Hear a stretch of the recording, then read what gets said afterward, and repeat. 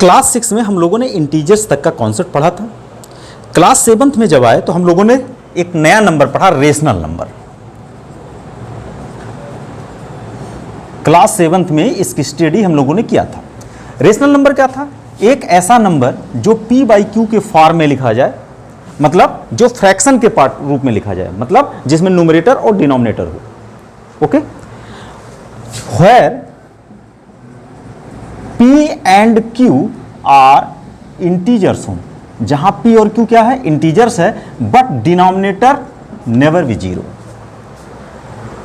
मतलब ऐसे नंबर जो फ्रैक्शन के रूप में, मतलब न्यूमरेटर बाई डिनोमिनेटर के रूप में लिखे जाते हैं, जहां न्यूमरेटर और डिनोमिनेटर दोनों क्या होते हैं? इंटीजर होते हैं, लेकिन डिनोमिनेटर जीरो नहीं होता। ऐसे नंबर को हम लोगों ने रेशनल नंबर का नाम दिया।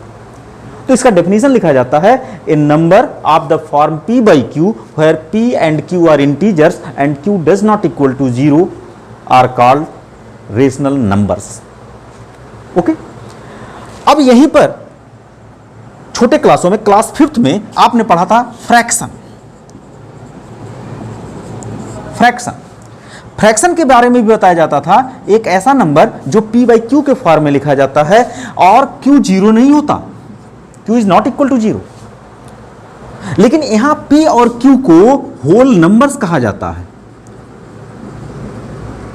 Then what is the difference between fraction and rational number? In case of a rational numbers p and q are integers, but in case of a fraction p and q are whole numbers, क्योंकि whole number में negative आपको नहीं मिलेगा। Okay, तो ये है difference rational number और fraction के बीच में। तो कभी भी फ्रैक्शन निगेटिव नहीं होता, जबकि रेशनल नंबर में क्या होगा? वो निगेटिव भी होगा। ओके, अब फ्रैक्शन बेसिकली अगर इस हिसाब से सोचा जाए कि फ्रैक्शन है क्या, आपने एक बिस्किट लिए, उसके 4 पार्ट कर दिए। एक बिस्किट लिया, इसको 4 ब्रदर्स में बांटना है, इसके आपने 4 पार्ट कर दिए। इक्वल पार्ट करना है, क्योंकि लड़ाई झगड़ा हो जाएगा। तो आपने इस पूरे को कितने भाग में बांटा? 1 2 3 4 पार्ट में बांटा। तो अगर मैं इस एक पार्ट की बात करूं, इस ऊपर वाले पार्ट की बात करूं, ये कितना है? तो कहोगे पूरे का पूरा कितना था? 1 था। पूरा मीन्स 1 बिस्किट था, उसके कितने पार्ट किए? 4 पार्ट किए, तो 1 का 4th पार्ट। ओके, ये है फ्रैक्शन। तो बताओ, अगर किसी चीज के छोटे छोटे पार्ट करोगे तो कभी खत्म होगा?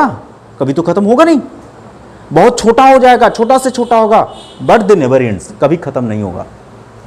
ओके, अब अगर हमने इसके साथ दूसरा पार्ट इसका ले लिया, तो हम कहें अब दोनों में ये भी क्या हो गया? 1/4 हो गया। अब मैं कहा पूरा कितना हुआ? तो कहोगे 2/4 हो गया, 2/4 हो गया, मतलब आधा हो गया। ओके, इसीलिए फ्रैक्शन कभी नेगेटिव नहीं होता, क्योंकि fraction is a part of anything. Okay, और वो जो पार्ट्स होता है वो इक्वल पार्ट्स ऑफ एनीथिंग होता है। क्लियर? तो फ्रैक्शन और रेशनल नंबर में हमारे ख्याल से आपने डिफरेंस समझ लिया। अब इस फ्रैक्शंस को भी नंबर लाइन पर रिप्रेजेंट करने की बात आती है। फ्रैक्शंस, ये रेशनल नंबर्स को भी, अब देखो एक चीज और देख लो। अब रेशनल नंबर्स 2 टाइप्स के होते हैं, एक पॉजिटिव रेशनल नंबर और एक negative rational number. Positive rational number कैसे नंबर होते हैं? ऐसे रेशनल नंबर जिसका न्यूमरेटर और डिनोमिनेटर सेम साइन रखता हो, अर्थात इसका न्यूमरेटर या तो प्लस हो तो डिनोमिनेटर भी प्लस होगा, या तो इसका न्यूमरेटर माइनस हो तो डिनोमिनेटर भी माइनस हो, तो ऐसे रेशनल नंबर क्या कहलाएंगे? पॉजिटिव रेशनल नंबर कहलाएंगे। It means a rational numbers whose numerator and denominator both have same signs are known as a positive rational numbers। और ऐसे रेशनल नंबर्स जिसका न्यूमरेटर और डिनोमिनेटर दोनों अपोजिट साइन रखता है, अर्थात अगर ऊपर वाला प्लस हो नीचे माइनस हो, या ऊपर वाला माइनस हो नीचे वाला प्लस हो, तो ऐसे रेशनल नंबर क्या होंगे? निगेटिव रेशनल नंबर के नाम से जाने जाते हैं। तो रेशनल नंबर क्या हुआ? ऐसा नंबर जो p बाई क्यू के फॉर्म में लिखा जाता हो, p और q क्या हो? इंटीजर्स हो, डिनोमिनेटर किसी भी केस में जीरो नहीं होना चाहिए। ऐसे नंबर्स क्या कहलाएंगे? रेशनल नंबर्स के नाम से जाने जाएंगे। Rational numbers are 2 types, positive rational numbers, negative rational number. Positive rational numbers ऐसे नंबर्स होते हैं जिसका न्यूमरेटर और डिनोमिनेटर दोनों सेम साइन रखता हो, या तो दोनों पॉजिटिव हो या तो दोनों नेगेटिव हो। लेकिन नेगेटिव रेशनल नंबर्स में क्या होता है कि न्यूमरेटर और डिनोमिनेटर दोनों अपोजिट साइंस रखता हो। अगर न्यूमरेटर पॉजिटिव है तो डिनोमिनेटर नेगेटिव, अगर न्यूमरेटर नेगेटिव है तो डिनोमिनेटर पॉजिटिव होता है। अगर हम इसके एग्जांपल की बात करें तो जैसे 1/2 -2/3 -3/7 -7, okay, 1/-8, these are the examples of a rational number.